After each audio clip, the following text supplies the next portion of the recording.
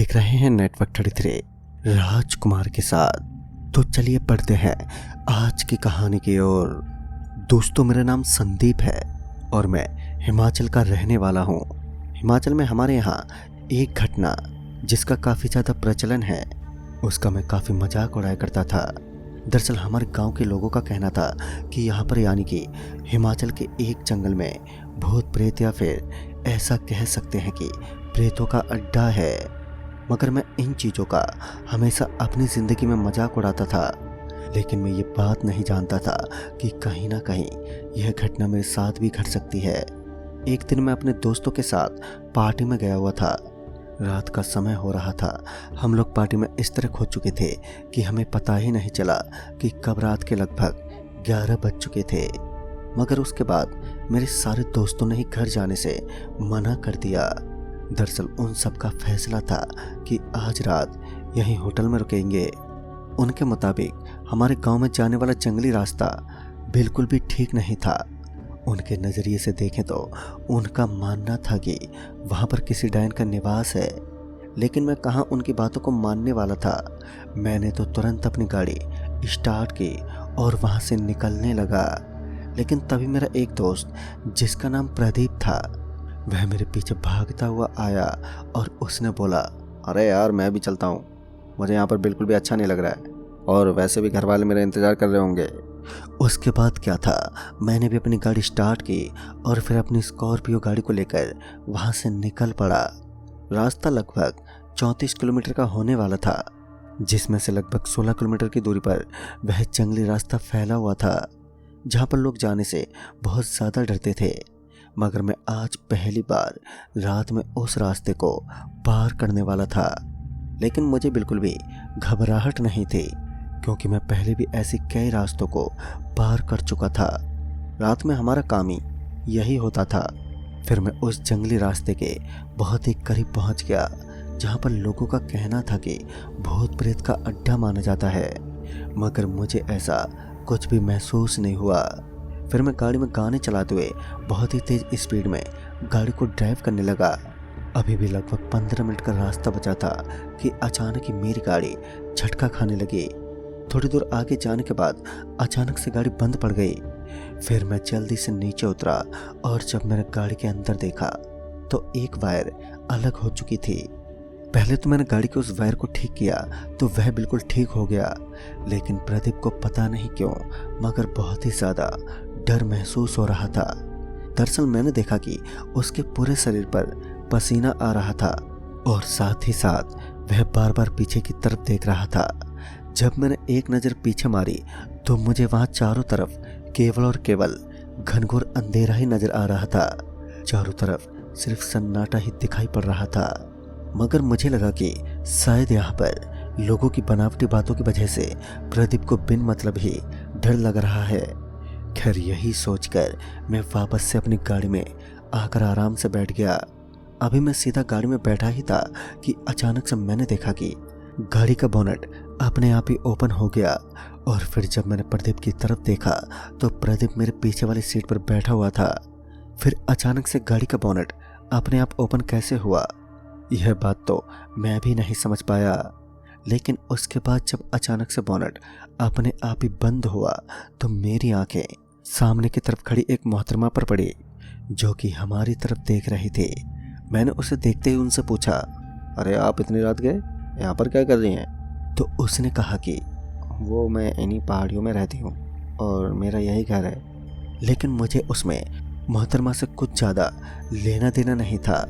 मैंने गाड़ी स्टार्ट करने की कोशिश की तो गाड़ी एक बार फिर स्टार्ट ही नहीं हुई।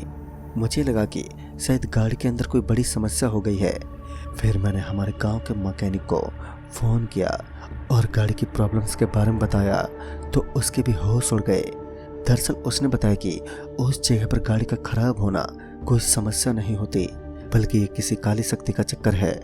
तभी मैंने कहा, क्या क्या ऊपरी शक्ति मतलब? मैं इतना बोलकर शांत हो गया। फिर उसने बताया कि वहाँ पर हमें एक औरत नजर आएगी जो हमें बहलाने की कोशिश करेगी और जो भी उसके झांसे में फंस जाता है वो उसे एक अलग जगह पर ले जाती है और उसका खून पीने के बाद उसको मौत के घाट उतार देती है। अचानक से मुझे किसी के चिल्लाने की आवाज़ सुनाई दी। जब मैंने पीछे पलट कर देखा तो मेरी आंखें फटी की फटी रह गईं। दरअसल अब वहाँ पर प्रदीप मौजूद नहीं था। मुझे वहाँ से लगभग थोड़ी ही दूरी पर वो चीख सुनाई दे रही थी। फिर जब मैंने अपनी निगाहें वहाँ चारों तरफ घुमाई तो मुझे एक लाइट नज़र आने लगी। उस लाइट का रंग एकदम लाल लाल नज़र आ रहा था। मैं उस लाइट की तरफ चल पड़ा, लेकिन जब मैं उसके पास पहुंचने ही वाला था कि अचानक मुझे प्रदीप आता हुआ दिखा। प्रदीप जब मेरी तरफ आ रहा था तो ऐसा लग रहा था कि वह एक बहादुर इंसान हो, यानी कि बिना किसी डर और खौफ के वह मेरी तरफ चला आ रहा था। मुझे उसकी हरकतें बिल्कुल भी अजीब नहीं लगी, क्योंकि पहले भी वह काफ़ी डरा हुआ था और अब उसका इस तरीके से मेरी तरफ आना मेरी तो समझ से बिल्कुल बाहर था। फिर वह मेरे पास आया तो मैं उससे बातें करने लगा, लेकिन उसकी बातें करने का ढंग ऐसा लग रहा था मानो वो मेरे बारे में कुछ जानता ही ना हो। दरअसल उसने मुझे कहा, अरे भाई साहब, अभी आपको घर नहीं जाना है? तभी मैं समझ चुका था कि यहाँ पर कुछ ना कुछ तो बड़ी गड़बड़ चल रही है। उसके बाद जब मेरी नज़र उसके उल्टे पैरों पर पड़ी तो मेरी तो सांसें एकदम से ऊपर नीचे होने लगी। आज पहली बार मैंने किसी बुरी ताकत का रूप देखा था। मेरा पूरा शरीर एकदम से कांपने लगा।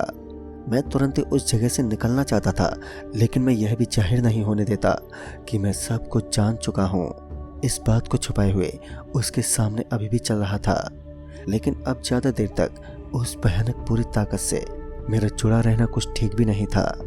ऐसे में मैं तुरंत ही उस जगह से निकलना तो चाहता था, लेकिन मेरा दोस्त प्रदीप अब कहाँ चला गया मुझे उसका भी पता लगाना था। मगर पहले तो मुझे किसी भी तरह से उस बुरी ताकत से अपना पीछा छुड़वाना था कि अचानक से मुझे पीछे से एक आवाज़ सुनाई देने लगी, बचाओ, कोई तो बचाओ। वो आवाज़ सुनते ही मैं एकदम से पीछे पलटा तो मैंने देखा कि वह चिल्लाने की आवाज़ मेरे बिल्कुल पीछे से आ रही थी। मैं उस तरफ जाना तो चाहता था, मगर सबसे पहले मुझे किसी भी तरह से इस बहरूपिये से अपना पीछा छुड़वाना था। लेकिन आखिर कैसे, फिर मैंने उसको अपने आप से थोड़ा आगे किया। उसके बाद मौका मिलते ही मैं तुरंत ही पीछे की तरफ भागने लगा और फिर मैं उस मकान के पास पहुंच गया जो कि काफ़ी पुराना और खंडर सा लग रहा था। जब मैं उसके करीब पहुंचा तो मैंने देखा कि वो पूरा का पूरा मकान एकदम सन्नाटे में डूबा हुआ था।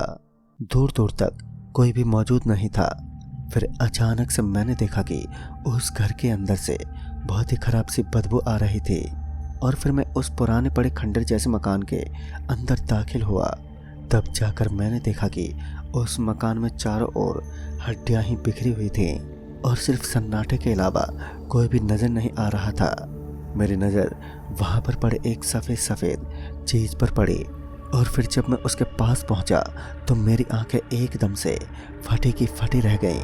असल में ठीक से देखने पर पता चला कि वह कोई चीज़ नहीं है, बल्कि मेरा दोस्त प्रदीप था जो कि उस मकान में बेहोश पड़ा हुआ था। पर मैंने किसी तरह उसको उठाया। मैंने उसे उसकी इस हालत के बारे में पूछा तो उसने बताया कि उसे मेरे जैसे किसी बहरूपिये ने अपने पीछे आने का इशारा किया। उसे लगा कि वह मैं ही हूँ, तो ऐसे में वह मेरे पीछे आ गया। लेकिन उसके बाद जब वह इस घर के अंदर दाखिल हुआ तो अचानक से उस नकली आदमी ने मेरा गला पकड़ लिया और डर की वजह से मैं यहीं पर बेहोश होकर एकदम से नीचे गिर पड़ा। उसके बाद मैं सही समय पर वहाँ पर पहुँच गया, लेकिन फिर अचानक से मुझे किसी के कदमों के चलने की आवाज़ सुनाई देने लगी और फिर अचानक पीछे से आवाज़ आई। वो आवाज़ किसी औरत की थी जो कि बहुत ही धीमी गति से मेरे कानों में पड़ी। उस भयानक आवाज़ को सुनते ही मैं एक बार के लिए जब पीछे पलटा तब जाकर मैंने देखा कि वो एक बहुत ही भयानक सी औरत जो कि बिल्कुल मेरे पीछे खड़ी थी। उसका आधा शरीर अभी भी प्रदीप के जैसा लग रहा था। मेरा पूरा शरीर एकदम से कांपने लगा, लेकिन मैंने झट से प्रदीप का हाथ पकड़ा और उसे अपने साथ लेकर जल्दी से जल्दी वहाँ से भागने की फिराक में था। लेकिन जैसे ही मैं वहाँ से निकलने की कोशिश कर रहा था कि अचानक से मैं नीचे गिर पड़ा। जब मेरी दोबारा आँख खुली तो मैंने देखा कि अब वह डायन एक बकरी का रूप ले चुकी थी, जिसके मुंह से मुझे एक हड्डी साफ साफ नजर आ रही थी। मैं तो उसे देखकर चौंक गया, लेकिन मेरा प्रदीप दोस्त अब वहाँ से फरार हो चुका था। मैं उसके लिए इतनी दूर से चलकर आया था और वह उस भयानक डैन से डरता वहाँ से एकदम से भाग गया। लेकिन एक बात भी सही है कि डर के आगे किसी का भी बस नहीं होता। लेकिन जब मेरी नज़र आसपास पड़ी तो मैंने पाया कि प्रदीप अभी भी वहीं पर एक पत्थर के पीछे छुपा हुआ मेरा इंतजार कर रहा था। उसके बाद मैं किसी तरह हिम्मत करते हुए वहाँ से उठा और फिर अपनी गाड़ी की तरफ चलने लगा। लेकिन अचानक से मैं एक बार फिर पता नहीं कैसे नीचे गिर पड़ा। अब एक बात मैं बहुत ही आसानी से और साफ साफ जान चुका था कि मैं अभी बहुत ही बड़े खतरे में फंस चुका हूँ। मैंने तुरंत ही अपना फ़ोन निकाला और फ़ोन पर मैंने मैकेनिक को अपनी सारी बातें बताई। मैकेनिक जिसको मैंने अभी अभी थोड़ी देर पहले बताया था कि वहाँ पर मेरी गाड़ी बंद हो चुकी है, तो उसने बताया कि मुझे किसी भी प्रकार से भगवान का नाम लेते हुए उस जगह से निकलना होगा, तभी मेरी जान बच पाएगी और वह भी पैदल। उसके बाद प्रदीप भी मेरी तरफ हाथ जोड़कर भगवान के नाम को जपने का इशारा करने लगा। तभी मैंने झट से भगवान श्री हनुमान जी का नाम जपना शुरू कर दिया।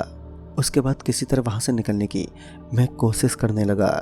जब मैं हनुमान जी का जाप कर रहा था तो मुझे वह बकरी नज़र नहीं आई। खैर मैं किसी तरह उस पहाड़ी और जंगली इलाके से निकला और फिर सीधा अपनी गाड़ी के पास पहुँच गया। मेरे साथ मेरा दोस्त प्रदीप भी मौजूद था। प्रदीप का भी पूरा शरीर डर के मारे पसीने से तरबतर हो चुका था। उस सर्दी के मौसम में हम दोनों के पसीने छूट रहे थे। फिर हम दोनों अपनी गाड़ी के पास पहुंचे। तब तक हम दोनों के पांव एकदम से जम चुके थे। अब भागना तो दूर की बात रहे, हम लोग ठीक से चल पाने में भी सफल नहीं थे। तो ऐसे में हम दोनों भाग तो नहीं सकते। फिर मैं और मेरा दोस्त प्रदीप हम दोनों वहीं गाड़ी के अंदर चुपचाप बैठ गए और फिर हम दोनों पूरी रात हनुमान चालीसा का पाठ करने लगे। साथ ही हमने गाड़ी के अंदर हनुमान चालीसा का म्यूजिक भी लगा दिया। फिर हम लोग आराम से गाड़ी के अंदर बैठे रहे।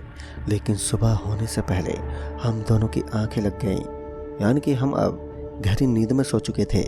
और फिर जब हमारी आंखें खुली तो हमने देखा कि अब सुबह के 8 बज रहे थे, यानी कि हमारी जिंदगी की सबसे खौफनाक और भयानक रात गुजर चुकी थी। यही समझने के बाद हम दोनों को काफ़ी ज़्यादा राहत की सांस मिली। फिर जब मैंने अपनी गाड़ी स्टार्ट करने की कोशिश की तो मेरी गाड़ी एक ही झटके में स्टार्ट हो गई।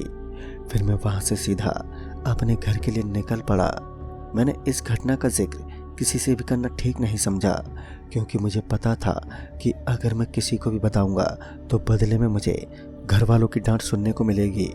उस दिन मैं उस भयानक डैन के जंगल से बचकर निकल गया, पर उसके बाद मैं कभी भी रात में वहाँ पर जाने की हिमाकत नहीं करता। तो दोस्तों इस कहानी में बस इतना ही। तब तक के लिए बाय एंड टेक केयर।